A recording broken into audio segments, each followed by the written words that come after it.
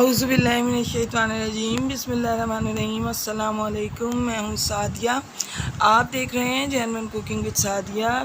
जैसे कि आपको पता है कि आजकल आम का चारों तरफ राज है, तो कच्चे आम और पके हुए दोनों आम इस वक्त अवेलेबल हैं। तो क्यों ना हम इन दोनों किस्म के आमों से फ़ायदा उठाएं और रिफ़्रेशिंग सा ड्रिंक बनाएं, जिसमें हमें चूल्हा भी ना जलाना पड़े, गर्मी में भी ना जाना पड़े और मज़ेदार सा स्लाइस जूस रेडी हो जाए।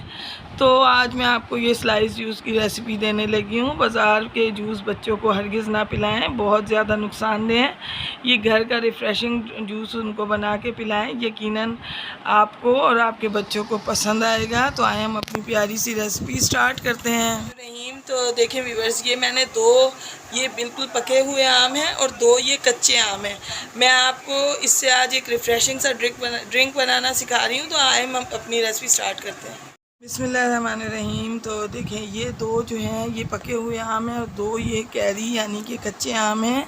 इसमें से मैं 1 कप चीनी जो है ऐड करूँगी। तो ये देखें, हम सबसे पहले हम मिक्सी जार में 1 कप चीनी इसमें से ऐड करेंगे और ये इसके साथ ही मैं ये दोनों जो है रॉ मैंगो और मैंगो दोनों इसमें मैं ऐड कर दूँगी।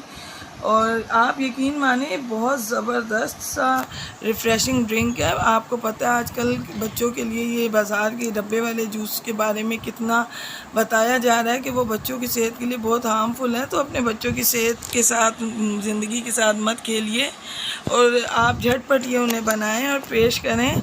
यकीनन बच्चों को ये बाज़ार से ज़्यादा पसंद आएगा।